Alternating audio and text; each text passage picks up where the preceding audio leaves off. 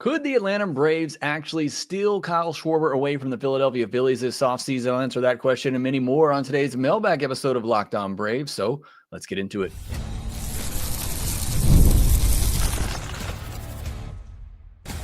You are Locked On Braves, your daily Atlanta Braves podcast, part of the Locked On Podcast Network, your team every day.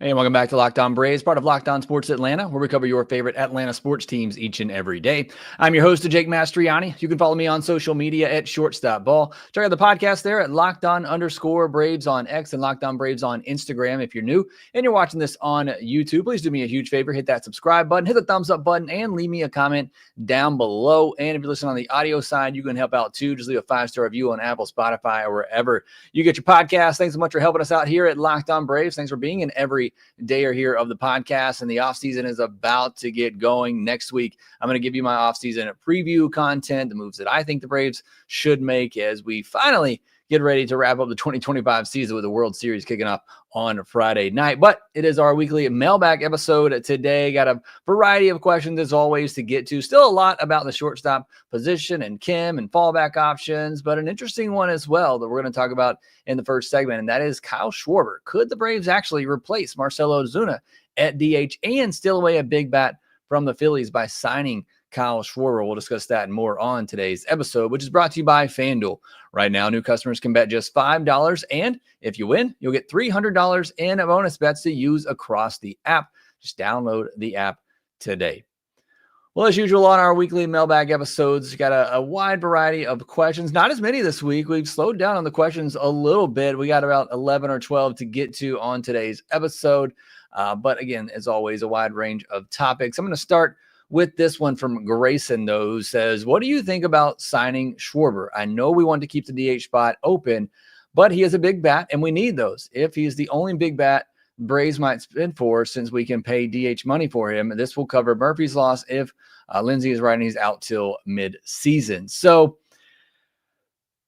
despite, I don't think it really has anything to do with the Sean Murphy stuff, in my opinion, but there obviously is an opening at DH. I don't think they're going to bring back Marcell Ozuna. Now, I have been of the opinion that I do want the DH spot to be more fluid. I want there to be opportunities to get Acuna in there, get Profar in there, get Sean Murphy and Drake even more so, I think, Drake Baldwin in there. I would like to see a more fluid DH spot and to get a bat this offseason that, yes, they can DH, but they can also play in the field, just to give you a little bit more lineup flexibility, allow you to give some guys some days off here or there. I've been a very big proponent of leaving the DH spot open. Now, the only caveat to that would be if you can find one of the best hitters in baseball, because that's what the Braves had in Marcell Ozuna in 23 and 2024, where you couldn't take him out of the DH spot. It wasn't a flexible position, but you didn't want it to be because Marcell Ozuna was one of the best hitters in baseball. He's not in 2025, and who knows what he's going to be going forward, but you certainly can't, as he gets into his late 30s, certainly can't predict that. But for a Kyle Schwarber, who coming off his best year, which that's not really when you want to be signing a guy, but it feels like he's one of the very few players out there, one of the very few true DHs out there, like Ohtani, like Marcell Ozuna has been, that you feel comfortable that's just your DH every day. Like if Kyle Schwarber is your DH every day, you are fine with that spot not being flexible. If Marcell Ozuna is 23, 24, Marcell Ozuna, you're perfectly fine with that being your DH every day. If Ohtani is your DH, you're perfectly fine running him out there every day, no matter the cost or the lack of flexibility that it gives you, because they're one of the best hitters in baseball. So Kyle Schwarber definitely is in that minority there of players that you would feel comfortable doing that with.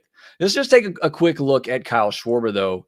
As I mentioned, coming off his best offensive season, a 152 WRC plus, but it's not like that's an outlier. He's had a 145 WRC plus, 129, 118, 134, in the past 5 seasons that he's been playing. So he has been a great hitter. He had 4.9 F4. That was also a career high for him. So you are you are going to be signing him coming off a career year. He's going into free agency at the best possible time. He's going into his age 33 season. He is a DH only. You are not playing this man in the field.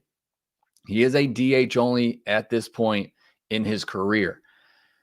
But as I said, it's one of the best bats in baseball, and he's probably going to be in the MVP. He is in the MVP discussion. He hit 56 home runs this past season, drove in 132. That's 3 straight years now where he's hit at least 38 home runs and driven in 100 runs. It's 5 straight years now, 6 straight years that he's hit at least 32 home runs. He's one of the best power hitters in all of baseball, and he's one of the best at getting on base. You're looking at a career walk rate of 14.2%. So this is a really fantastic player, a really good hitter. Now, he's not going to hit for average. You look at his average the past 4 seasons, it's been 218, 197, 248, 240. Now, it has started to obviously tick up from these past 2 seasons from where it was hovering around the 200s in 2022 and 2023, which has made him even more impactful and valuable. So just to wrap it all up here, Kyle Schwarber is a great bat. So now it comes down to a question of cost. Again, I've made the case that he is one of those few guys that you're okay with him being DH only. You're okay with that DH spot being plugged up because it's one of the best bats in the game. So now what's the cost? He's been making $20 million for the past 4 years here, coming off a career season, going into his age 33 season, a DH only player. What does that cost? And I think that's a real question. I would imagine we're talking somewhere between 25 and 30 million a year. And the only reason it's that low is because he is a DH only. With these type of numbers that I just spouted off to you, at least 38 home runs the past 4 seasons, driving in 100, that's generally going to get you at least 30 million a year. But because he's DH only, I think it does cap it a little bit to maybe you could get him. I looked at SpotRack and their market value on him was just around 25 million. But you're in free agency. He's coming off a great year. The Phillies are going to do everything they can to get him back. If I had to predict, I'd say he's probably getting 30 million a year. So are the Braves going to pay that? It's doubtful. It is doubtful. And I think this could become, even if the Braves, let's say the Braves were interested, I think it becomes an Aaron Nola situation where Braves have interest. They're willing to spend on him, but he's always going to go back to the Phillies. And the Phillies are always going to outbid the Braves. And so even if the Braves did have interest, and hopefully they do, because it's a great bat. But even if they did have interest, I think he's going back to the Phillies no matter what. And I think the Phillies are going to pay for him no matter what. So I don't think it's going to happen. I do think the Braves should have interest. I think the Braves should certainly, they need a big bat. Like no matter where it comes from, they need a big bat. And I think Kyle Schwarber could definitely fit that mold. And so I hope the Braves are interested. I don't believe it's going to happen, but I think it makes sense because he is one of those guys that I'm okay with being that everyday DH because of what he is going to bring. You imagine putting that bat in the 2 spot in the order behind Ronald Acuna Jr., he might have 150 RBI. So I think it would be obviously a huge upgrade for the lineup and what he's able to bring and just being a great guy, a great home run hitter, a guy who gets on base. He is somewhat of a 3 true outcomes guy, as Rebel Elite says in the chat section here, but he's really good at 2 of those things. He's really good at getting walks, hitting home runs, and driving runners in. And that's exactly what this lineup needs. And so I'd be all on board for it. I'm just doubtful that it's going to happen. I doubt the Braves are going to pay what it takes to make it happen. And I'm doubtful that the Phillies are going to let him get away. All right, that's one of the questions we get to on today's episode. Got a lot more to discuss, including many about the shortstop position and Ha-Seong Kim. We'll get into those here next. Fellas, you've probably heard of Viagra or Cialis. Maybe you've even tried them. But if you're looking for something beyond the usual pill, it's time to meet Rugiet Go Long. Because Go Long combines 2 doctor-trusted medications in one dual-action formula so you can both get hard and go the distance. It's a game changer for confidence. The effects can last up to 36 hours, which is confidence both all day and all night, and even into the next day. Super simple process, 100% online. You connect with a board-certified doctor, and if prescribed, your treatment ships discreetly right to your door. So if you're ready to level up your confidence in the bedroom, head to Rugiet, RUGIET.com, and use promo code LOCKEDONMLB for 15% off your first order. That's Rugiet, RUGIET.com, promo code LOCKEDONMLB.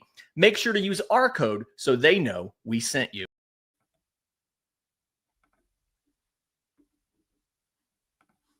Thank you as always, making Locked On Braves your first listen of the day. Go check out Locked On MLB for your second listen of the day, where they're finally going to get to talk about the World Series getting underway on Friday night. Should be a lot of fun there. Bo Bichette on the roster. Does that help the Blue Jays' chances a little bit there? If he's healthy enough, I think it certainly would.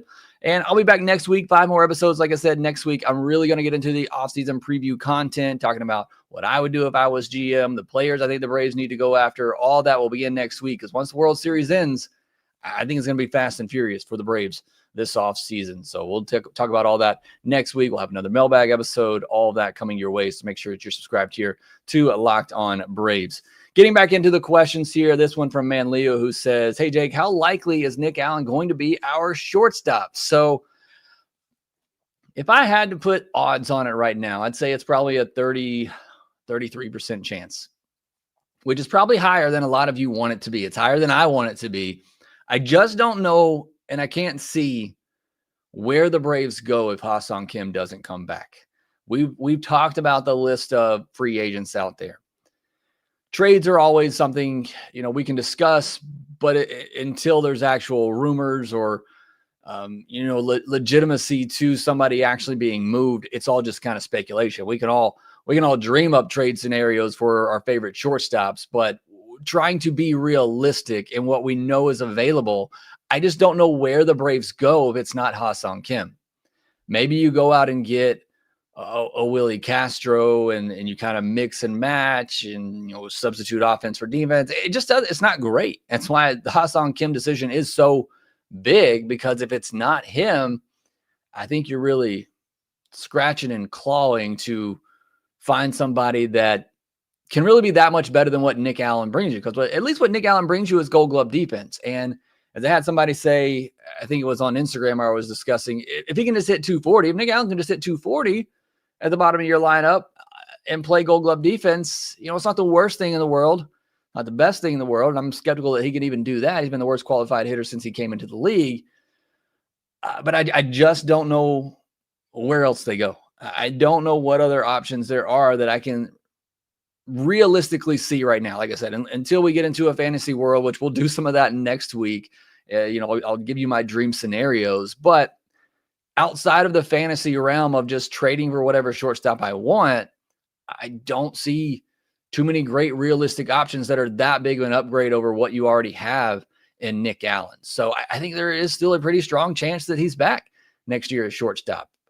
I do think they're going to find somebody else. That's why I give it, a 33% chance. I think that's what I said, 30, 33, whatever the case may be. I think the odds are low, but I think they are probably higher than many of us would want. Bloopers Burner says, do you find it as funny as I do that Mark DeRosa wasn't contacted by a single team for a managerial opening? I'm not going to lie. When I saw that report, part of me did kind of chuckle and smile a little bit. I don't know why. I've always loved D-Row, and I've especially loved him on MLB Network. I think he does a great job. I think he's really intelligent and smart about the game. I like listening to him break down film and all of that. I think he's great, and I think he could be a really good coach. It's just some of the stuff he said last year commenting on the Braves was kind of goofy, and I just don't want a guy as a first-time manager. And I'm sorry, managing Team USA, yeah, that's something, but it's not managing a Major League Baseball team. And so I just never really have considered him for the Braves manager. So I do find it interesting. I do think D-Row is probably smart enough to at least warrant an interview from somebody.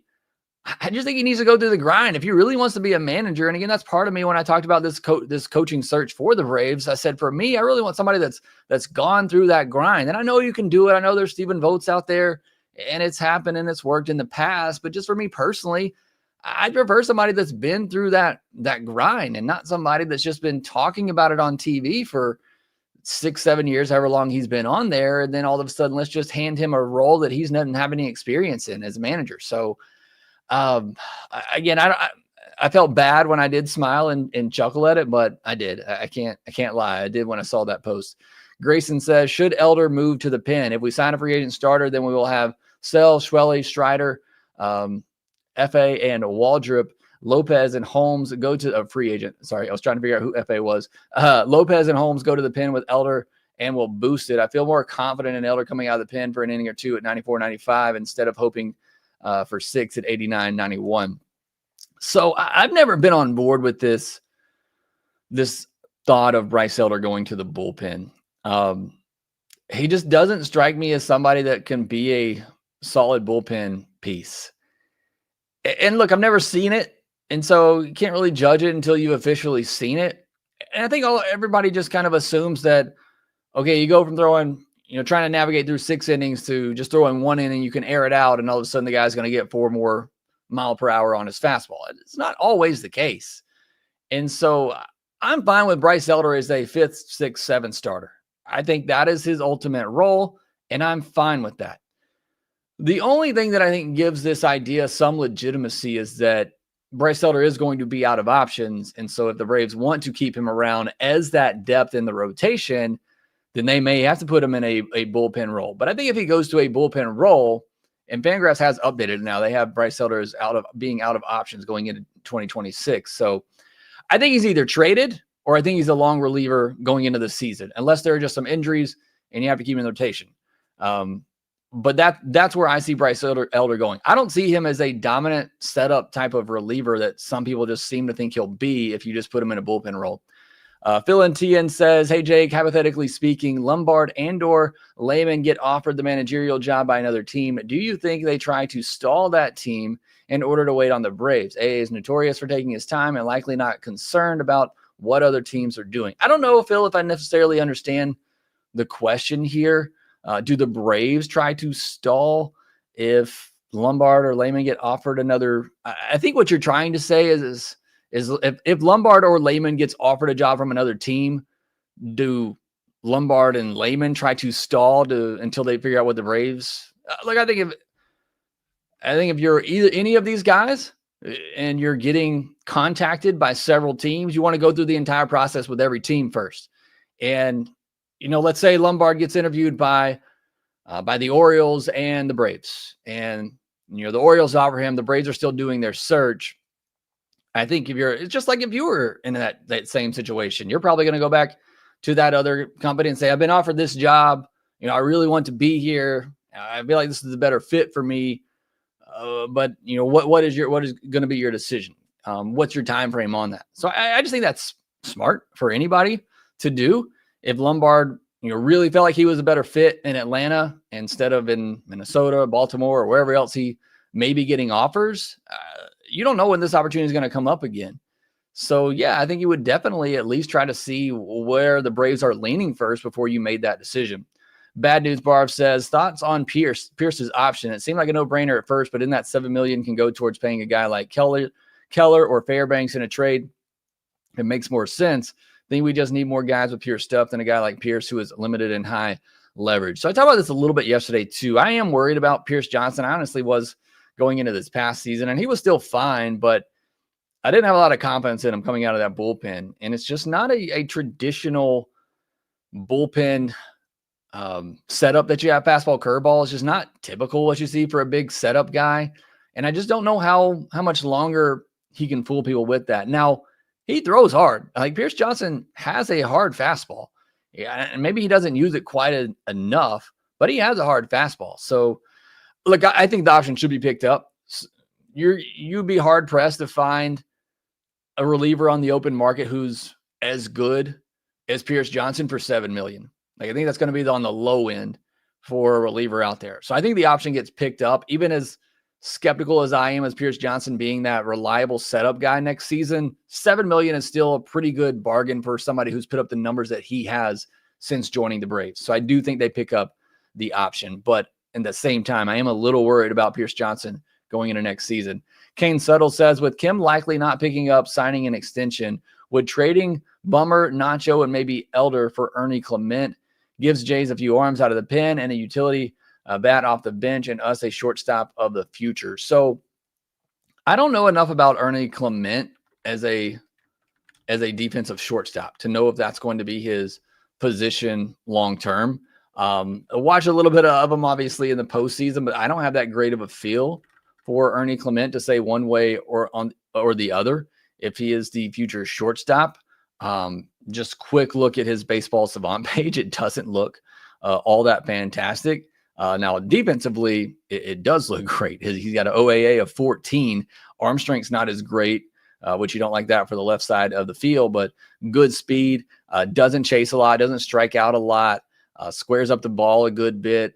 29 years old though. So you talk about him being the shortstop of the future. It's not like this is some young guy coming up.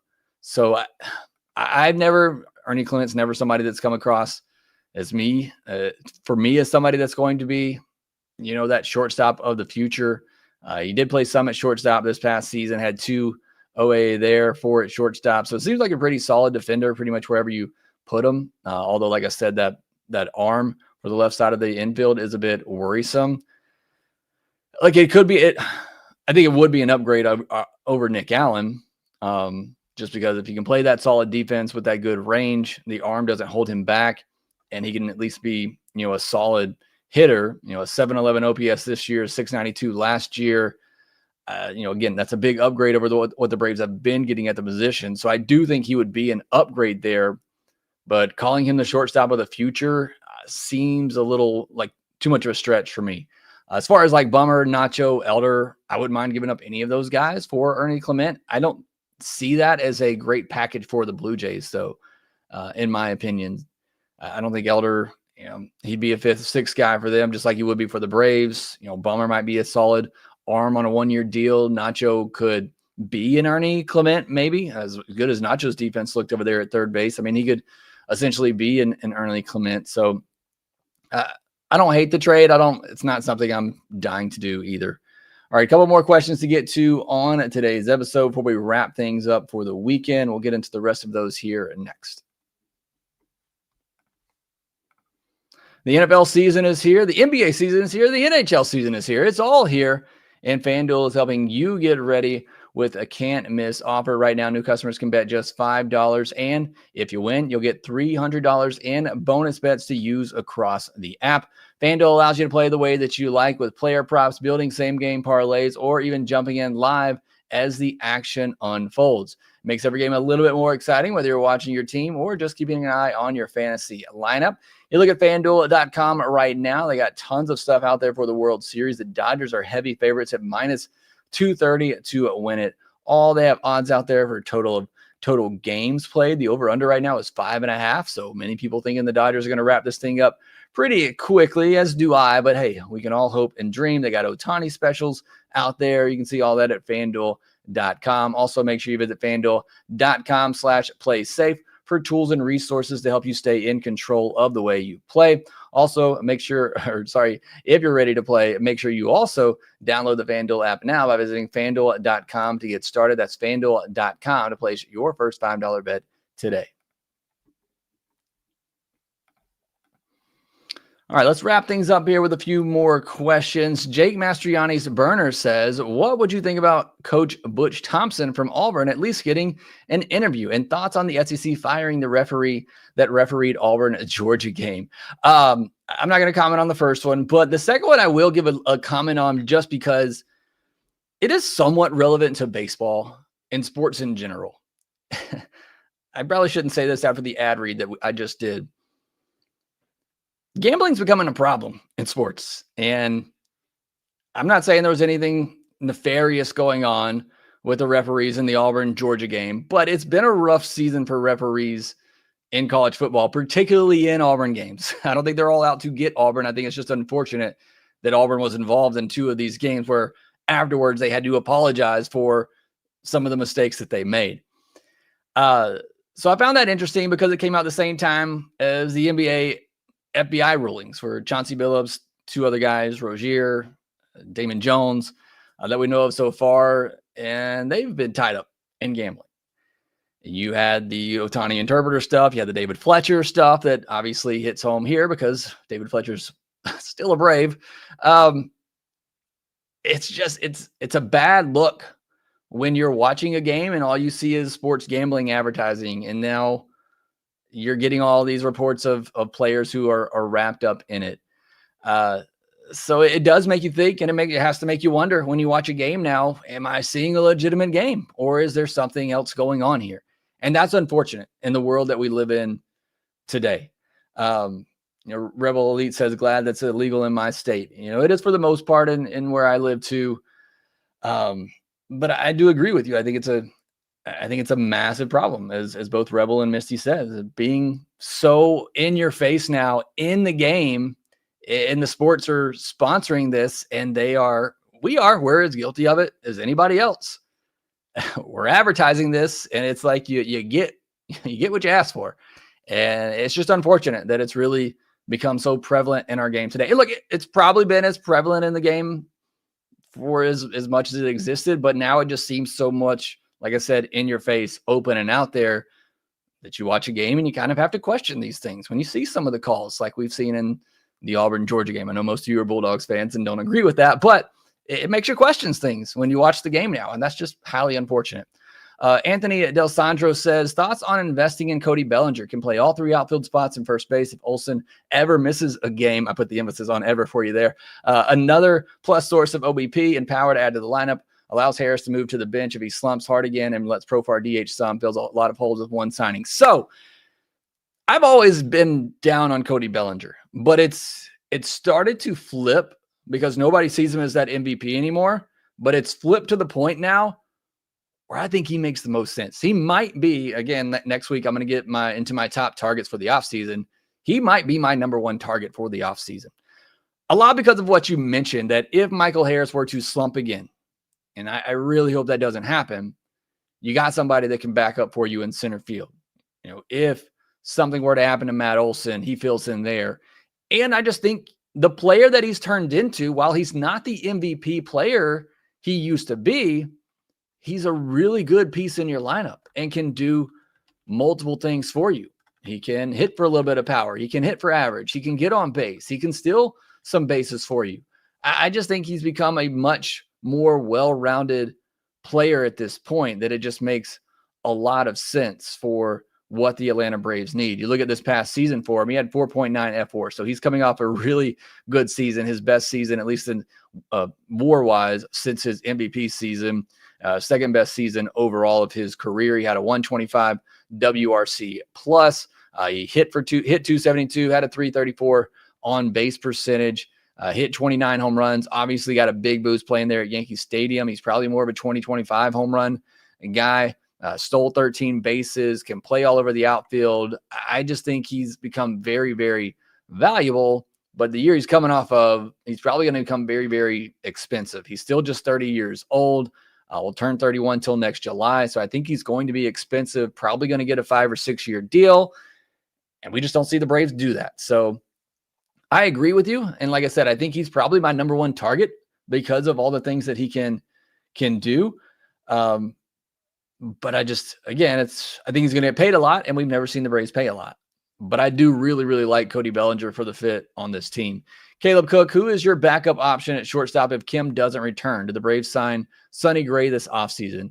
I'm not going to comment on the first one because we talked about that a lot, and I talked about it already some on this podcast. Your backup option is Nick Allen, unfortunately. Do the Braves sign Sonny Gray? So they'd have to trade for him. I've never been that high on trading for Sonny Gray, but now that it sounds like the Cardinals are willing to eat some of the money on his contract, I'm definitely more open to it. It's always going to be dependent on the price and not just, the cost of what you're having to pay him money wise, because he is owed a good bit. Trying to pull it up for you real quick here. He's owed $35 million in 2026, has a $30 million team option with a $35 million buyout. So you're essentially, there's $40 million left on the books for Sonny Gray. For a GM in Alex Anthopoulos, who has yet to really go over that $22 million a year mark in a long-term deal, trading for a pitcher who could come over, get injured, and not throw a pitch for you, Trading for somebody who's going to make $35 million just doesn't make a lot of sense. And so unless the Cardinals are willing to eat 10 of that, 12 of that, and still not take a huge prospect in return, I just don't see how it's going to make sense. Look, I think Sonny Gray's a fine pitcher. I think he's a solid pitcher and would be a really good addition. I just don't know how you make that work, how you get the Cardinals to eat 8-10 million and then also not have to give them a top level prospect. Because I don't know that I would give them a Cam Caminiti even if they were going to eat 10 million. It would still have to be a second tier prospect for me in that regard. So again, I don't hate the idea of getting Sonny Gray. He's 35. He'll turn 36 in November. So again, he's getting up there in age, but he's been pretty solid. 180 innings, 166, 184 the last 3 years at least. But it's not one of my favorite moves. I'll say that. Jay Holden, we cannot give Kim 3 or 4 year deal at $20 million per. He is not a franchise shortstop type. He's not for Call, Angelton, or Dansby. He drafted a few shortstop prospects last year that may be up in the next couple of years. There is also a top 5 pick this year, hopefully where we could get a shortstop. But any of those guys they just drafted, one, I think South Osteen ends up in center field, just me personally. I don't think Alex Lodisa is going to be anything more than a bench player. I hope I'm wrong on that. I do think there's a chance in this upcoming draft to find that guy. There are a lot of really good shortstops. I posted about this the other day, whether it's LeBron, Chalowski, the 2 high school guys, Lombard, Emerson, and then even the guy from Kentucky, Josh Bell. I think I'm saying that, or maybe that might Josh Bell for the Nationals. But there are a lot of good shortstops in this upcoming class that I think make a lot of sense for the Atlanta Braves. And I think could be that future shortstop, which makes it even, I think, more imperative that you do sign Ha-Seong Kim to at least 3 year deal, or maybe at most 3 year deal to try to bridge that gap. That if you do find that shortstop this year, that, by the time Tyler Bell from Kentucky, who is sophomore eligible. I had somebody ask me, he is sophomore eligible. So he'll be in the draft this year. There are plenty of good options to be that future shortstop. And I think signing Kim to a 3 year deal helps bridge that gap till one of those guys is ready. So I would be all on board for that. All right, those are all the questions today. Thanks so much for joining me on today's episode. Jeff Oliver says LeBron at short sounds great. I love Justin LeBron. Obviously, I'm an Auburn fan, but I get to watch a lot of Alabama games living close to Tuscaloosa, and he's just different. You just watch him, and he's different. I would absolutely love to have him. I haven't seen as much of Chalowski, but he's the clear number 1. I don't think the Braves are going to get the first pick anyway. But there's a lot of good guys here in this upcoming draft. If the Braves can at least get a top 8 pick, I think they're going to get a shot at a really good shortstop. But again, thanks for joining me here, Rebel, Misty, Tiger Time, Video, Wriggler. Thank you all for being here. King as well. Appreciate it. We got King of Games and King of Flea is on here. Fleo, sorry about that. But thank you all for being here on today's episode. Hit that subscribe button if you haven't already. Hit that thumbs up button. Leave me a comment down below. Make sure that you rate, review, and subscribe to the Locked On Braves podcast wherever you get your podcast. We will talk to you next time.